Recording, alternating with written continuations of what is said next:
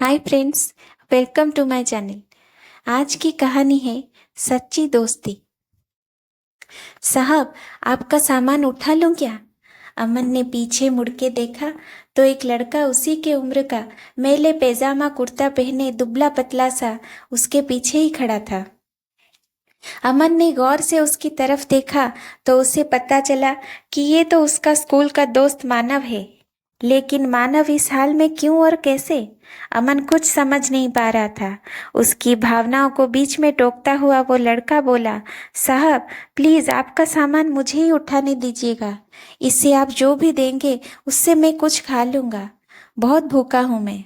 अमन को वो लड़का पहचान नहीं पा रहा था, क्योंकि उसकी खुद की हालत इतनी खराब थी कि वो एक वक्त की खाने के अलावा और कुछ भी सोच नहीं सकता था। अमन ने उसे पास ही में एक होटल को ले गया और खाना ऑर्डर कर दिया। उस लड़के ने कहा, साहब आपने मुझसे कोई काम नहीं करवाया। अमन ने कहा, पहले खा लो फिर काम करना। खाना तब तक आ गया था। उस लड़के ने कहा, साहब ये खाना तो मेरी मजदूरी से कई ज्यादा है। मैं ये नहीं खा सकता। मेरी मजदूरी तो 10-20 रुपए ही होंगे। ये खाना तो उससे भी कई ज्यादा है। माफ करे साहब, मैं ये नहीं खा सकता। अमन ने उसको ये कहकर खाना खिलाया कि आने के साथ साथ तुम मेरा जाने के टाइम का सामान भी उठा लेना, फिर तो हिसाब ठीक होगा ना। ये सुनकर लड़के ने झट से खाना खाया। तभी अमन को पुराने टाइम याद आ रहे थे। स्कूल में मानव अमन का सहपाठी था। पढ़ाई में वो बहुत ही अच्छा था। अमन के पिताजी के ट्रांसफर हो गया तो अमन शहर चला गया। आज बहुत दिनों के बाद वो गांव आया तो मानव को इस हाल में देखकर हैरान रह गया। उसने अपने भावनाओं को विराम देते हुए मानव से पूछा, तुम्हारा कौन कौन है और तुम ये सब क्यों कर रहे हो? पढ़ाई नहीं की है क्या जो ये सब काम कर रहे हो? तभी मानव थोड़ा उदास सा हो गया और बोला, साहब वो जो सामने स्कूल देख रहे हैं ना, कभी मैं उस स्कूल में पढ़ता था। मेरे पिताजी ने गांव के जमींदार से कुछ कर्जा लिया था, उसको वो चुका नहीं पाए, इसलिए जमींदार ने हमारा खेत घर और बैल सब कुछ हमसे छीन लिया। पिताजी ये सह नहीं पाए, उन्होंने अपने आप को फांसी लगा ली। कुछ दिनों बाद मेरी माँ भी इसी दुख में चल बसी। तब से मैं एक पेड़ के नीचे रहता हूँ। दिन में बस से आते हुए लोगों का सवारी उठाकर एक वक्त का खाना खा लेता हूँ। आज आप मिले हो सवारी उठाने के लिए। अमन ये सब सुनकर सुन्न सा हो गया था। तभी मानव ने कहा, चलो साहब मैं आपको छोड़ दूं। गांव में कहाँ जाना है कहिए। आप किसके घर आए हो? अमन अपनी पहचान छुपाते हुए कहा, नहीं नहीं, बस ऐसे ही गांव घूमने आया था। यहाँ कोई होटल मिल जाएगा क्या रुकने के लिए? हाँ साहब, बस स्टैंड के पीछे ही एक होटल है। आपके शहर जैसा तो नहीं है, पर ठीक ठाक है। मैं आपको वहीं ले चलता हूँ। मानव बोला। अमन ने हाँ में सर हिलाया। मानव सामान लेकर आगे आगे और अमन उसके पीछे पीछे चलने लगा। कुछ ही देर में वे होटल पहुंच गए। अमन ने एक कमरा लिया। मानव उससे कहने लगा, साहब मैं चलता हूँ, जब आपको जाना हो बता देना, मैं आपका सामान लेने आ जाऊंगा। अमन बोला, अरे रुको रुको, ये कमरा हम दोनों के लिए ही लिया है। तुम मेरे ही साथ रहोगे। मानव बोला, नहीं नहीं साहब, कहाँ मैं और कहाँ आप। वैसे भी मैं तो कहीं भी सो जाता हूँ। मेरा बिस्तर एक पेड़ के ऊपर ही रखा होता है। वही पेड़ के नीचे चबूतरे पर मैं सो जाता हूँ। मुझे जाने दो साहब। अमन बोला, मुझे तुमसे बहुत सी बातें करनी है। जब तक मैं यहाँ हूँ तुम मेरे साथ ही रहोगे। मैं यहाँ किसी को जानता भी तो नहीं हूँ। तुम मुझे पूरा गांव घुमाओगे। मानव कुछ नहीं बोला। कमरे में सामान रखने के बाद अमन मानव को लेकर एक कपड़े की दुकान पर पहुंचा। उसे नए कपड़े दिलवाए, नए जूते भी दिलवाए। फिर उसे लेकर होटल पर आया। उसने मानव की जरूरत का हर सामान खरीदा और उससे कहा, तुम नहा धोकर ये कपड़े पहनो, मैं अभी आता हूँ। मानव को कुछ समझ नहीं आ रहा था। उसने नहा धोकर नए कपड़े पहने, अपने आप को शीशे में देख ही रहा था। तभी अमन आ गया। मानव अपने कपड़ों को देखकर रो रहा था। अमन बोला, क्या हुआ, कपड़े अच्छे नहीं है क्या?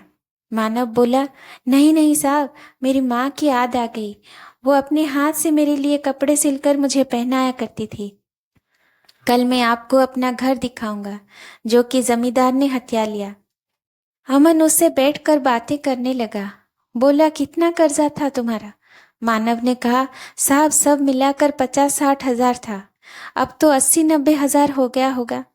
काफी देर इधर उधर की बातें करने के बाद दोनों सो गए। सुबह अमन मानव को लेकर गांव घूमने गया। वहां मानव ने अपना घर दिखाया जो कि बंद था। फिर वो उस पेड़ के नीचे ले गया जहां कल तक वो सोता था। मानव बोला साहब ये पेड़ ही मेरी माँ बाप है, मैं यहीं सोता हूँ। अमन बोला मानव मैंने तुमसे झूठ बोला था, मैं गांव घूमने नहीं सिर्फ तुमसे ही मिलने आया था। ये सुनकर मानव चौंक गया। अमन ने बताया मैं तुम्हारे बचपन का दोस्त अमन हूँ। ये सुनकर मानव गौर से अमन के चेहरे को देखने लगा। उसे अब उसमें अपना दोस्त नजर आने लगा था। उसकी आंखों से टप टप आंसू बह रहे थे। साहब आप, वो कुछ बोलता इससे पहले अमन ने कहा साहब नहीं, अमन तुम्हारा दोस्त। मानव कुछ बोल न सका। वो बस एकटक अमन को देखे ही जा रहा था। उसके अंदर का सैलाब अब उमड़ने लगा था। इतने सालों का दर्द उसकी आंखों से बह रहा था। आज उसका कोई अपना उससे मिलने आया है, इस बात पर अभी भी उसे विश्वास नहीं हो रहा था। अमन ने उसे चुप कराया। फिर वो उसे लेकर अपने चाचा के घर गया। अमन के चाचा सब ही पहले से जानते थे। अमन ने उनसे कुछ बातें की। अमन के चाचा एक संपन्न किसान थे। उन्होंने अपने साथ कुछ और किसानों को इकट्ठा किया और जमींदार के घर पहुंच गए। अमन के चाचा ने जमींदार से पूछा इसके पिता पर कितना कर्जा है? जमींदार ने अक्कड़ से कहा कौन चुकाएगा, इसके पास तो फूटी कौड़ी तक नहीं है, नहीं तो इसका बाप फांसी से नहीं झूलता। सब मिलाकर 1 लाख है। अमन ने अपने चाचा को कुछ इशारा किया। उन्होंने बैग से 1 लाख रुपए निकालकर जमींदार के सामने रख दिए और कहा इसके खेत मकान और बैल अभी वापस चाहिए। जमींदार ये सब देखकर घबरा गया, लेकिन इतने लोगों के सामने कर भी क्या सकता था। घर की चाबी और कागज वापस कर दिए, बैल उसके घर भिजवा दिए। वहां से निकलकर अमन बोला चाचा जी मैं शहर पहुंचते ही आपके पैसे लौटा दूंगा। चाचा जी ने कहा कोई बात नहीं है बेटा, तुम बहुत नेक काम कर रहे हो। फिर उन्होंने और किसानों के सामने मानव से बोला बेटा तुम्हें तुम्हारा सब कुछ वापस मिल गया, अब अपने खेतों पर खेती करो, हम सारे किसान तुम्हारे साथ देंगे। ये सुनकर सब किसान तैयार हो गए। हाँ बेटा, अब वो जमींदार तुम्हारी तरफ आंख तक भी उठाकर नहीं देख सकता है। अमन ने मानव को खेती करने के लिए 20,000 रुपए और दिलवा दिए। मानव उसके गले लग कर रो पड़ा। उसे उठाकर अमन ने कहा दोस्त अब मुझे आगे निकल कर दिखाना, अगली बार जब मैं गांव आऊंगा तो मुझे मेरा दोस्त खुशहाल ही मिलना चाहिए। ये कहकर अमन ने मानव को गले लगा लिया। अगले दिन अमन शहर चला गया। वहां से उसने अपने चाचा के पैसे बैंक में जमा करवा दिए। इसके 6 महीने बाद एक दिन अमन दरवाजे की घंटी सुनकर दरवाजा खोलने गया तो देखा सामने मानव खड़ा था। 6 महीने में वो बिल्कुल ही बदल गया था। अमन ने उसे गले लगा लिया। अंदर आकर उसने अमन के माता पिता के पैर छुए।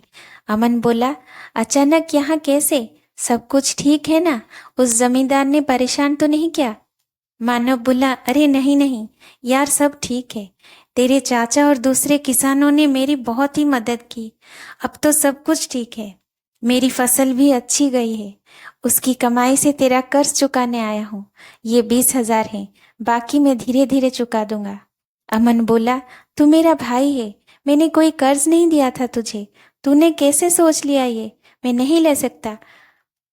लेकिन मानव जिद करने लगा। तब अमन के पिता ने कहा बेटा रख लो, ये इसकी खुददारी है, जो शिक्षा मैंने दी थी ये उसकी ही पालन कर रहा है। अमन पैसे रख लेता है, फिर मानव शर्माते हुए उसे अपनी शादी का कार्ड पकड़ा देता है। अमन कहता है अरे ये क्या, तू शादी कर रहा है? तभी अमन के पिता ने कहा हाँ, जब तूने मुझे सब बात बताया तभी मैंने तेरे चाचा से इसके लिए एक अच्छी सी लड़की देखने के लिए कहा था। कब तक घर में यूं अकेला रहेगा? मानव बोला मैं आप लोगों का एहसान जिंदगी भर नहीं भूल सकता, मेरी तो कोई औकात ही नहीं थी। अमन बोला सब ऊपर वाला ही करता है, सब उसी के हाथ में है, तेरे अच्छे दिन आने थे। मैं नहीं आता मदद करने तो ऊपर वाला किसी और को भेज देता। कुछ दिन बाद अमन अपने परिवार के साथ मानव की शादी में पहुंच गया। उन्हें देखकर मानव बहुत ही खुश हुआ। उनके साथ पूरा गांव दोनों की दोस्ती की मिसाल देने लगा।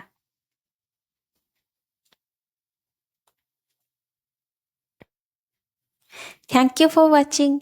Please like, share and subscribe my channel.